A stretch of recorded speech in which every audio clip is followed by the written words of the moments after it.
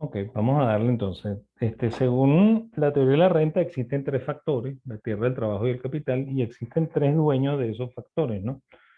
Que cada uno lleva una remuneración, ¿ok? La tierra es propiedad del rentista y el rentista cobra la renta de la tierra, ¿ok?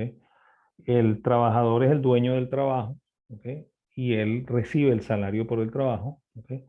Y el capitalista es el dueño del capital y él es el que recibe la renta del capital. ¿Ok? Entonces, en la teoría de la renta, Ricardo, desde un principio se explotan las mejores tierras, ¿no? ¿Ok? Ese es un supuesto que, como comenté en el video anterior, yo no sé de dónde saca, ¿ok? Pero lo saca ahí de la manga y dice este, que desde un principio se están explotando siempre las mejores tierras. ¿Ok? Entonces, y él lo que debería ser un sistema de tres ecuaciones, ¿ok? Lo reduce a un sistema de una sola ecuación en la cual el trabajo, ¿ok? Está relacionado, o el salario está relacionado al precio del pan, ¿ok? Al precio del trigo, pues, ¿ok? Porque el pan es el alimento general, ¿no? ¿Ok?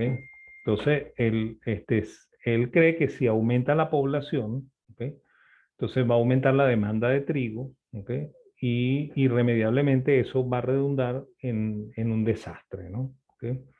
Entonces, bueno, eso lleva al trabajador a pedir aumentos de salario, ¿ok?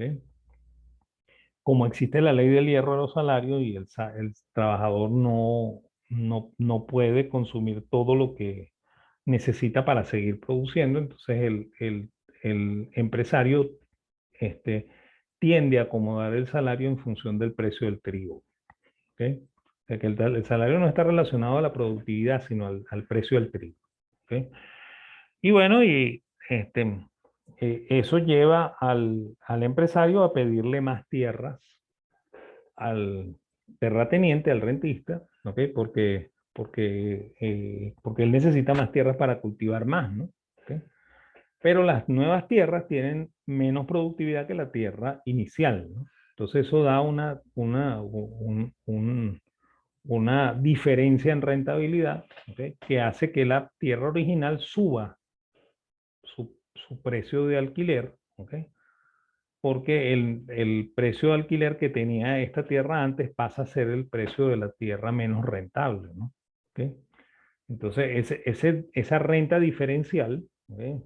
eh, es la que complica todo el panorama, ¿no? ¿Ok? Porque hace que el rentista conoce perfectamente cuánto gana el- el capitalista, ¿ok? Que ese es otro supuesto que uno no sabe dónde saca, ¿ok? Este, él, él presiona por más renta, ¿no? ¿Ok? Entonces, aquí el capitalista está como el jamón en medio del sándwich, ¿no? O sea, está presionado por el lado del trabajador que está pidiendo aumentos de sueldo y está presionado por el lado del rentista que pide aumento de la renta, ¿no? ¿Ok? Entonces, esa más o menos es la explicación de la teoría de la renta, ¿ok? De Ricardo. El- en realidad las cosas no son como dice Ricardo, ¿ok? Sin embargo, nosotros, por ejemplo, amparamos la teoría de la renta petrolera nuestra en este cuento, ¿no? ¿Ok? Que no es cierto, pues, o sea, así no es como funcionan las cosas en la economía, ¿no? ¿Ok? Entonces, sin embargo, la teoría que sí es interesante de Ricardo es la teoría de la ventaja comparativa, que nosotros la llamamos ley de asociación de Ricardo, ¿no? ¿Ok? En esa teoría, y aquí pongo el ejemplo de Ricardo, Pedro, vamos a suponer que trabaja 40 horas a la semana y produce en esas 40 horas, ¿ok? 20 las dedica a producir 20 hogazas de pan, ¿ok? Y 20 las dedica a producir 8 piezas de ropa, ¿no? ¿Ok? Y Juan trabaja 40 horas también en la semana, de las cuales 20 horas dedica para producir 10 hogazas de pan y las otras 20 horas las dedica a producir dos piezas de ropa, ¿no? ¿Okay? Aquí se puede ver a todas luces que es mucho más eficiente Pedro que Juan, ¿no? ¿Okay? Pero si nos especializamos, ¿okay? Y Pedro se especializa en aquello que hace mejor, ¿okay? ¿Okay? eh, y dedica 10 horas al pan nada más, y 8 ¿cómo se llama? Y 2 y 30 horas a la ropa, entonces él va a producir 10 hogazas de pan y 30 piezas, perdón, 12 piezas de ropa, ¿no? ¿Ok? Y bueno, y como Juan es un poquito más rentable en la producción de pan, entonces él se va a dedicar solamente a producir pan, ¿ok? Entonces él produce en 40 horas solamente pan, ¿ok? O sea, produce 20 hogazas de pan y no produce ninguna de ropa, ¿ok? Por lo cual el trabajo, el producto total que antes eran 30 hogazas de pan y 10 piezas de ropa pasa a ser 30 hogazas de pan y 12 piezas de ropa. O sea que esta situación es mejor que esta, ¿ok? Por lo cual es mejor especializarse, ¿no? ¿Ok? Esa es la teoría y la ventaja comparativa de Ricardo. ¿Ok?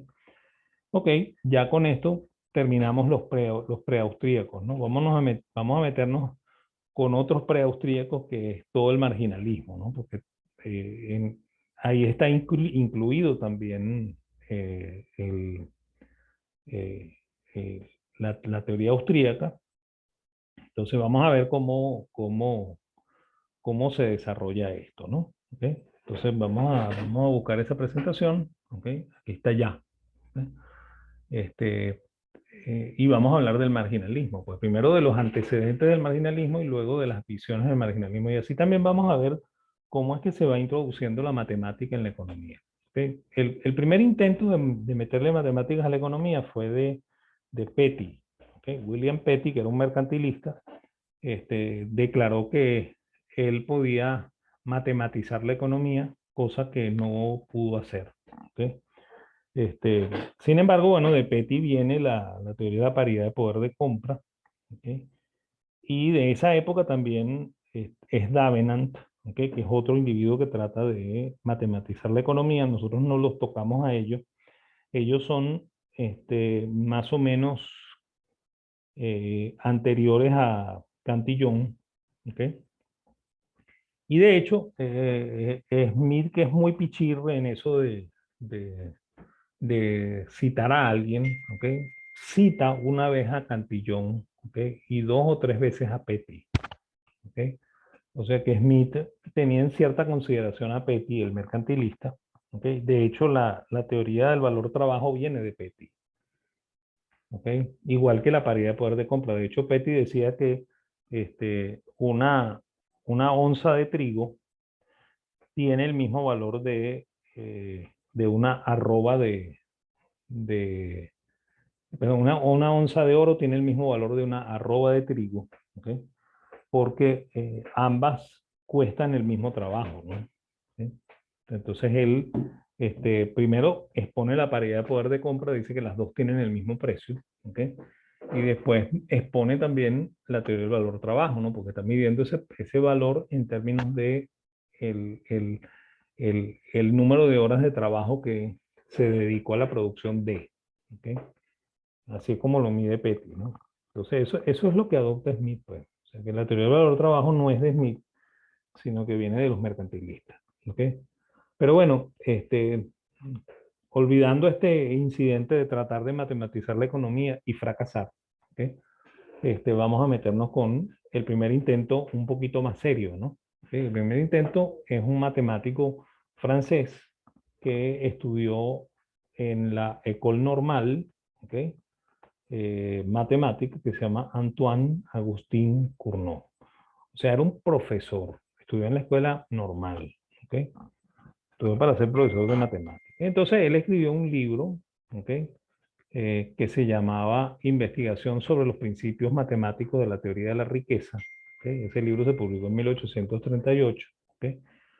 Y él aplica por primera vez el cálculo diferencial en la teoría económica. ¿Okay? Ojo, no para calcular derivadas, ¿cómo se llama? Lo marginal, ¿no? Porque lo marginal no existe todavía. ¿Okay? Y es también el primero en tratar de graficar una función de demanda, ¿okay?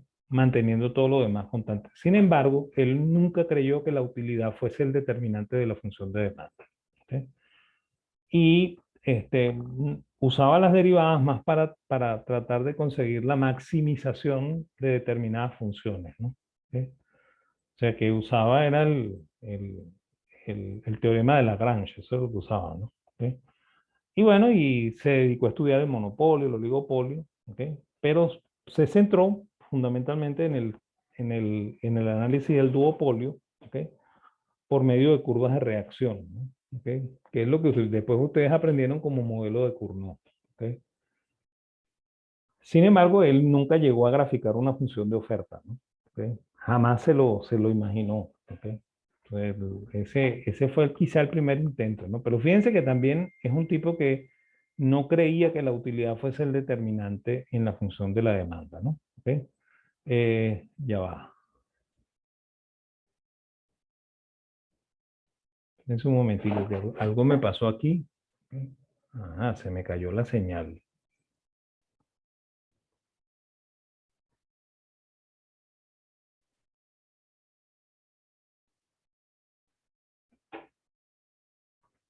No, no, no se me cayó la señal. Lo que se me cambió fue la pantalla. Yo no sé, ustedes me están oyendo, ¿verdad? Sí, profesor, se escucha. Yo sé que no se cayó la Escucha, señal. profe. ¿Ok? No se cayó la señal. Ajá. Lo que se me cayó fue la presentación. Ya va, déjame volverla a abrir y le damos clavo. Ok. Marginalismo. Ok. Entonces, bueno, el intento de Cournot fue el primer intento, ¿no? Ok. Déjenme ponerla aquí para compartirla, ¿ok? A ver, entonces, ¿qué es esto? Ah, aquí está. Ok. Bueno, ok, ahí voy. Entonces, Cournot es el primer intento, ¿no? Después viene Jules Dupois, ¿ok? Y aquí viene quizá la primera enemistad, ¿no? Jules Dupois es un ingeniero, ¿ok? Que estudió en la École Polytechnique, que es la otra escuela. Saben que cuando se da la Revolución Francesa, la asamblea, ¿ok? Cierra no, le quita el presupuesto a la Sorbona, ¿ok? La Universidad de París, ¿ok? Porque la Universidad de París era un seminario, ¿no? Ahí estudiaban los curas, ¿ok? Entonces uno se graduaba o en derecho canónico, ¿ok? Que es el derecho de los curas, ¿ok? O se graduaba de teólogo, ¿ok?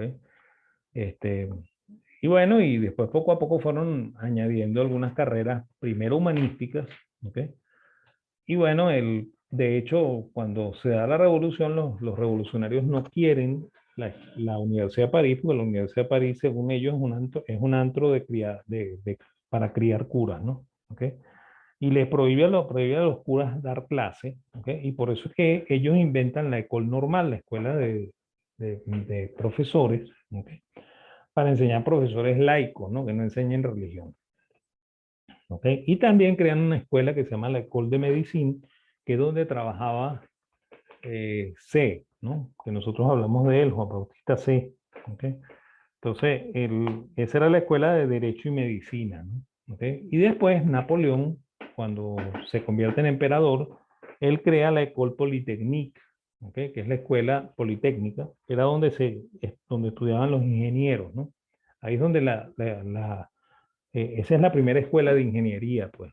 ¿Ok? Entonces, bueno, Dupois, ¿ok? Era ingeniero, ¿ok? Y graduado en la École Polytechnique y daba clases en la École Polytechnique. Entonces, él también se interesó en la economía, ¿ok? Y él estudió la demanda como una función que se generaba en las utilidades de las personas, ¿ok? Y consideraba que la utilidad podía ser perfectamente medible, ¿ok? Usaba muchísimo un análisis gráfico, ¿ok? Esa también es la razón por la cual yo siempre comento, bueno, no siempre comento, cuando comentan eso de que a mí no me gustan las matemáticas, que creen que yo abogaría por la eliminación de los cálculos en economía, ¿ok? Yo no estoy muy de acuerdo con eliminar los cálculos, ¿no? Yo creo que eso le hace falta al economista, ¿no? ¿Ok? Creo que es muy necesario que un economista sepa matemáticas, ¿ok? Pero más geometría que aritmética, ¿ok?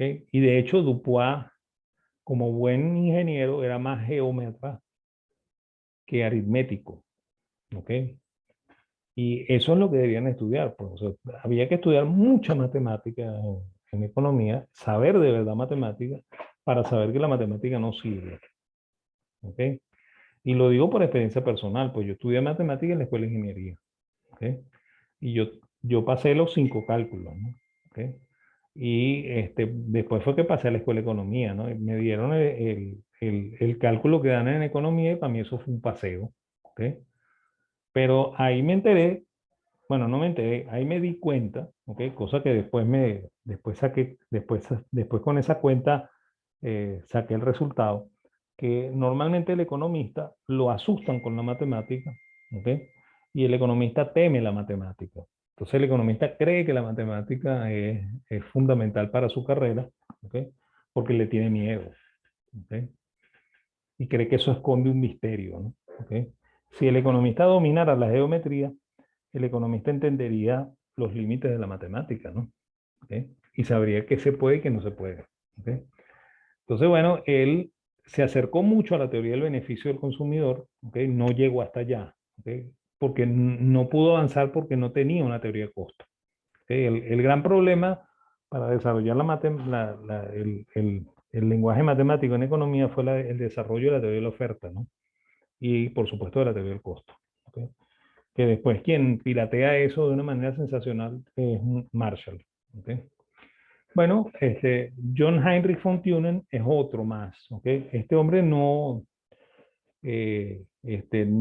fue profesional universitario, ¿no? Fue un granjero, ¿okay? Que estudió, ¿okay? Su granja, ¿okay? Y llegó a hacer unos modelos matemáticos para tratar de explicar cómo funcionaba su granja. ¿Okay? Él, los trabajos de Fontunen son muy interesantes, ¿ok? Muy interesantes. Pero Fontunen este, eh, llegó al grado de la frustración, ¿no? O sea, él que en realidad lo que hizo fue desarrollar modelos de programación lineal, ¿no? ¿Ok? Y escribió un libro, ¿no? Y lo publicó, ¿ok? Y trató de venderlo, ¿no? Lo colocó en varias universidades a consignación, ¿no? Eso lo hacen algunos autores que entregan el libro en la librería con la intención de que, bueno, cuando se venda, usted me paga lo que cuesta, pues lo dejamos ahí, no me paga nada, si se vende, me paga el costo. ¿Okay? Entonces, bueno, él lo hizo en varias librerías en Alemania y el libro no se vendía, ¿no? Se vendieron muy pocos ejemplares y después él, frustradísimo por ese efecto, ¿okay? Recogió todos los libros y los quemó. ¿Okay? Obviamente se habían vendido unos cuantos, de esos cuantos sobrevive lo que Fontunen puso allí, ¿okay? Que es muy interesante, ¿okay? Pero el libro casi desaparece, ¿no? ¿Okay? Y nosotros no supiéramos nada de Fontunen. ¿Okay? Otro personaje en Alemania es Hermann Heinrich Gossen, ¿okay? Que estudió Derecho y Administración Pública. Era la profesión que estudiaban los economistas. ¿Okay? O sea, en las escuelas alemanas se daba un título que era el título de doctor en Derecho y Administración Pública, ¿no? Entonces, normalmente uno salía de la universidad alemana para trabajar como funcionario del principado en el cual uno estuviera trabajando, en el cual uno viviera o trabajase, ¿no? ¿Okay? De hecho, Alemania no estaba unificada, ¿no? Alemania se unifica tarde, por ahí por 1870, ¿no? Antes de eso eran varios principados, ¿no? ¿Okay? Y estos son los funcionarios públicos de ese principado, que vamos a hablar de ellos más adelante porque son la escuela histórica alemana, ¿no? ¿Okay? Entonces, bueno, él publica desarrollos de las leyes de las relaciones humanas y de las reglas que se derivan de las mismas con respecto a la acción humana. Ese es el libro de Gossen, ¿okay? Donde está la teoría de la utilidad, ¿no? Y las famosas leyes de Gossen. ¿Okay?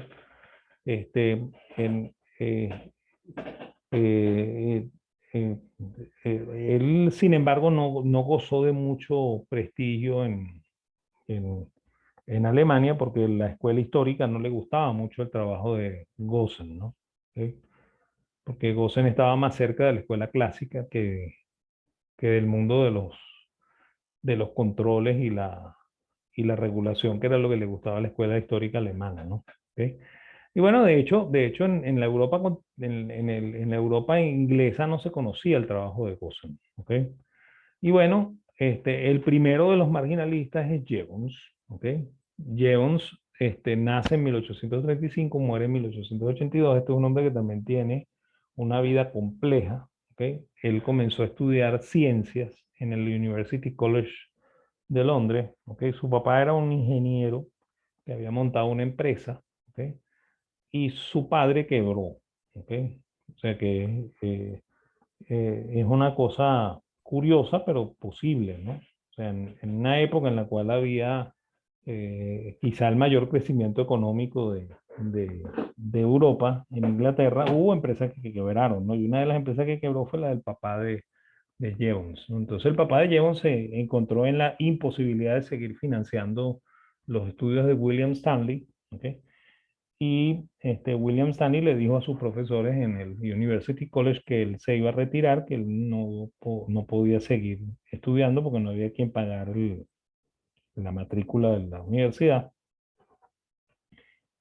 Y bueno, el profesor de química de él, que le tenía cierto aprecio, le recomendó, ¿ok?, que se fuese a Australia a trabajar en, en ¿cómo se llama? En la casa, una de las casas de moneda que se estaban montando en Australia. ¿Ok? Australia era parte del reino, del imperio británico, pero no tenía banco central, ¿no? Entonces lo que se hacía era que se emitían, eh, ¿cómo se llaman? Monedas. Entonces había casas de moneda, ¿no? Y como este chico tenía bastante habilidad en la parte de química y sobre todo en la parte de de mineralogía, ¿ok? Entonces, el profesor le dio una carta de recomendación para que se fuera a trabajar como contrastador de metales en una seca en Sydney, ¿no? Seca es el nombre técnico, bueno, el nombre en castellano de una casa de moneda, ¿no? Entonces, bueno, ahí Jevons estuvo en contacto con la economía, ¿no? ¿Ok? Y bueno, pasó 5 años en Australia como empleado de esta seca, ¿ok? Y adquirió el gusto por la economía, ¿no? Luego regresa a, a Inglaterra, termina su carrera en el University College, pero ya no en ciencias, ¿ok? Él se va a graduar en 3 especialidades, ¿no? En, en lógica, ¿ok?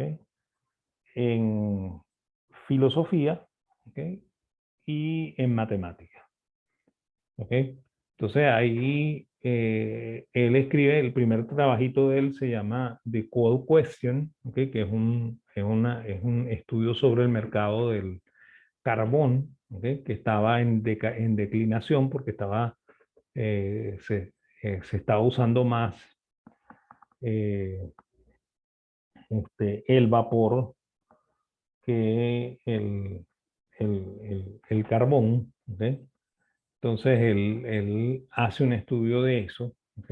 Y luego en el año de 1871 escribe la teoría de la economía política, que es el primer libro del marginalismo, ¿no? Luego en el 75 escribe un libro sobre monedas que se llama Money and the Mechanism of Exchange, pero además de eso él hace muchos trabajos de ciencia, ¿no? De hecho hay una cosa que no está aquí, ¿no? Que es que él tenía una teoría económica del ciclo económico asociada a las manchas solares, ¿no? Él decía que la recesión ocurría cuando aparecían las manchas solares, ¿no? ¿Ok? Lo cual, por supuesto, no se estudia en economía porque eso es más esotérico que otra cosa, ¿no? ¿Ok? Entonces, bueno, en ese libro que se llama Teoría de la Economía Política es donde se inicia el eh, ¿cómo se llama? El marginalismo con propiedad, ¿no? Sin embargo, la palabra marginal no existe todavía, ¿no? ¿Ok? O sea, nosotros los vamos a llamar marginales porque después el análisis se llama marginal. ¿Ok? En la introducción de la teoría de economía, de la teoría de la economía política, él plantea que el objetivo fundamental de él en la vida es destruir el legado que dejaron Ricardo y Mill, ¿no? John Stuart Mill, no James Mill, el hijo de James, que es John Stuart. Es más, él se burlaba de John Stuart Mill, que estaba vivo todavía, ¿ok? Y se reía de Ricardo también, ¿ok? Ya no estaba vivo, pero se reía de Ricardo, ¿ok? Y expone que la teoría económica estaba mucho más desarrollada en Francia y que los británicos lo que hicieron fue echarla a perder, ¿ok? De hecho, el Jevons eh, hace un prólogo para la segunda edición del libro de Cantillon, ¿ok? Que es la edición en la cual se pule y se le quitan los desastres que había hecho el hermano, ¿ok? Y ahí él expone esto, pues de que la teoría económica francesa ya estaba desarrollada y que Cantillon era un genio, ¿no? Eso dice Jevons, ¿ok? El carácter de Jevons era un carácter tímido, ¿ok? De hecho, quien se burlaba de él era Marshall, ¿ok? Marshall lo despreciaba, ¿ok? Porque, bueno, por supuesto, Marshall sabía que este era mejor matemático que él, ¿ok? Y bueno, por eso la relación fue tan tirante, ¿no? ¿Ok? Para Jevons, el valor depende por completo de la utilidad, ¿ok? Y él llamaba a eso utilidad total, ¿ok?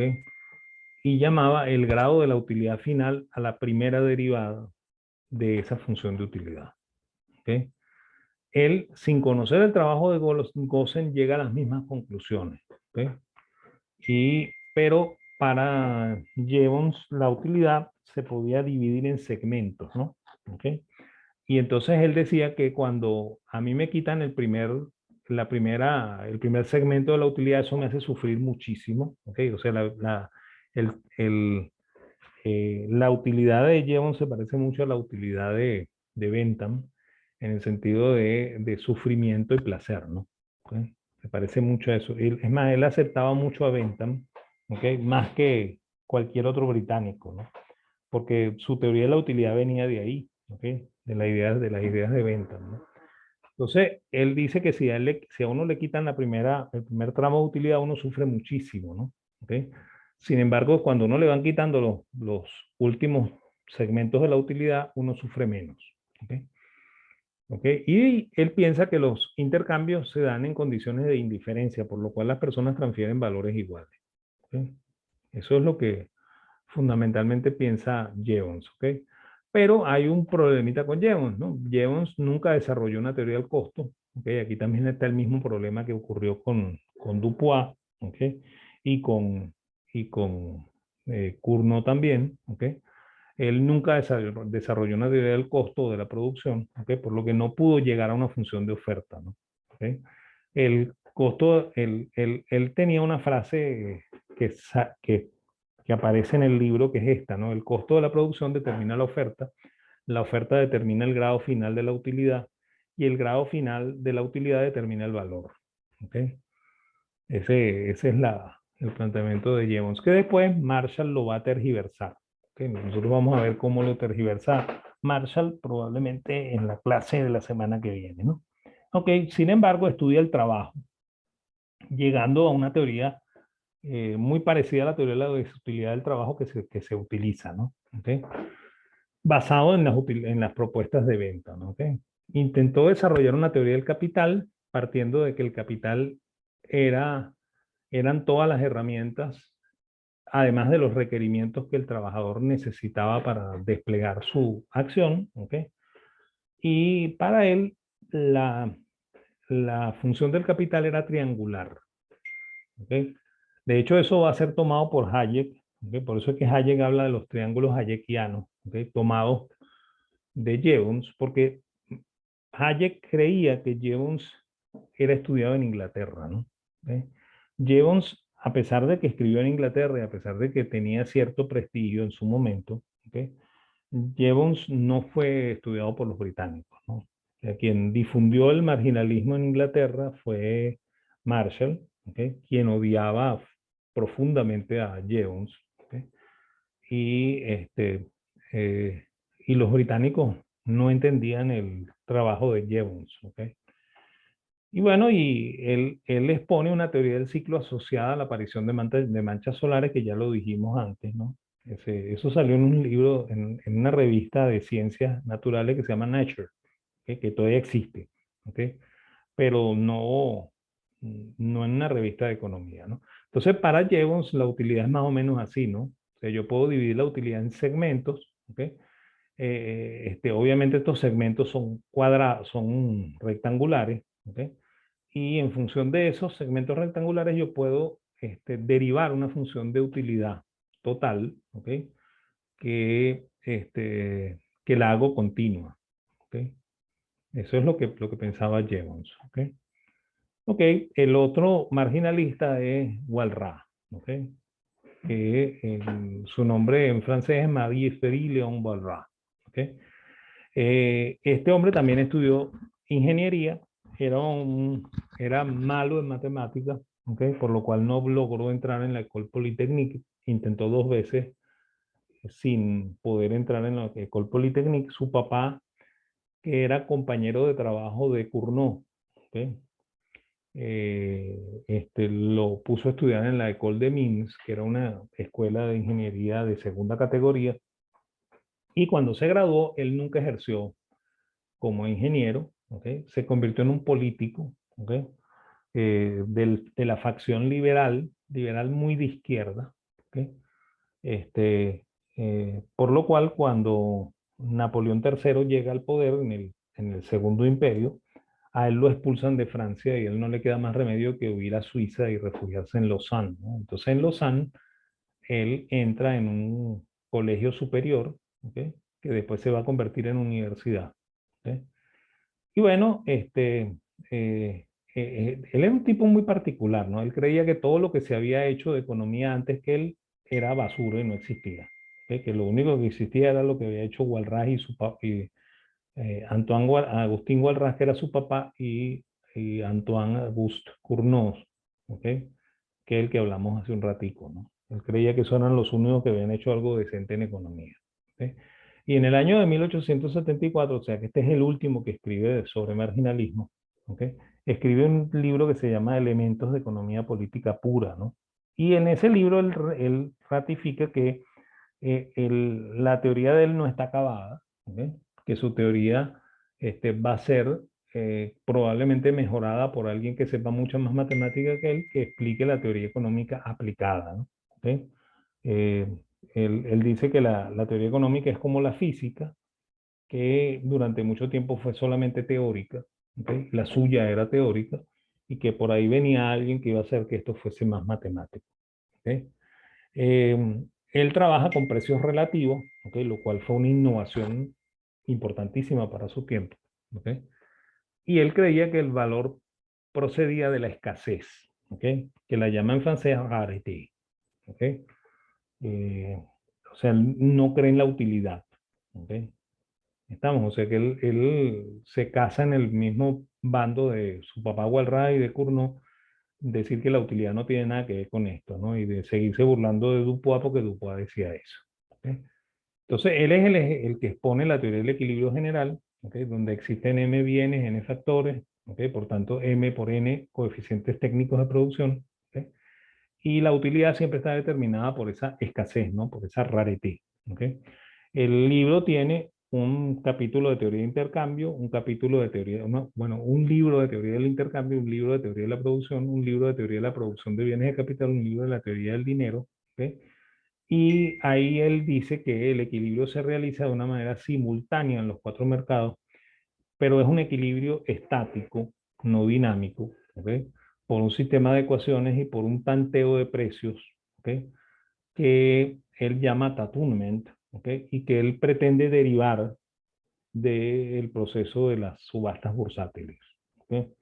Eso es lo que piensa Walras, ¿no? Y la función de demanda de Walras era esta, ¿ok? Entonces era como él graficaba la función de demanda,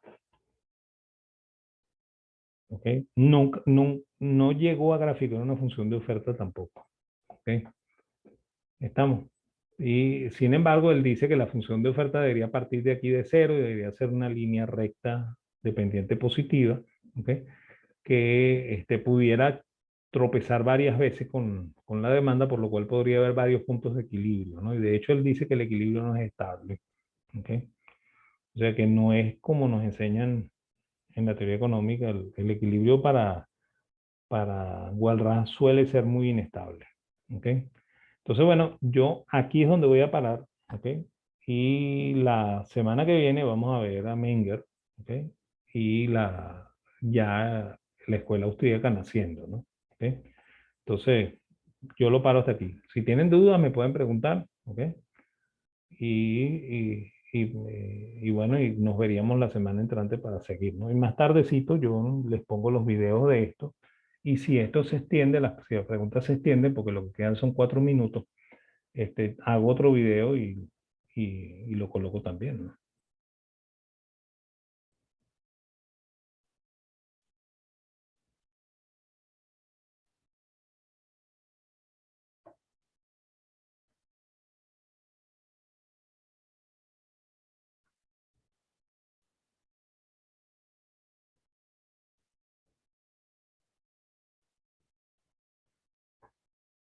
¿No hay preguntas o sí?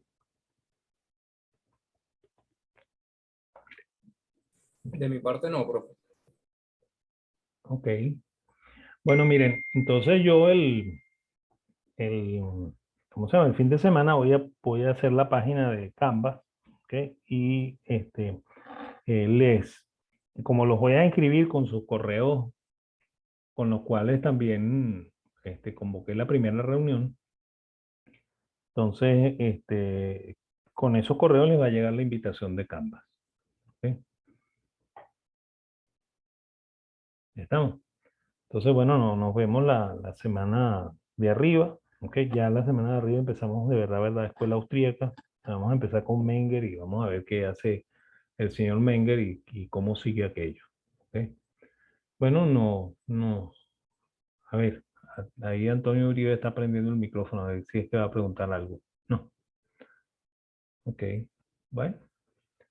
Bueno, entonces nos vemos Gracias, profesor. No, gracias a ustedes por estar aquí, ¿ok? Nos vemos la semana entrante entonces, pues, que les vaya bonito. Gracias, profe. Ah, Hasta la profe, semana que viene. gracias. Chao, que les vaya muy bien. Gracias por la clase, profe. Feliz día. Gracias, igual.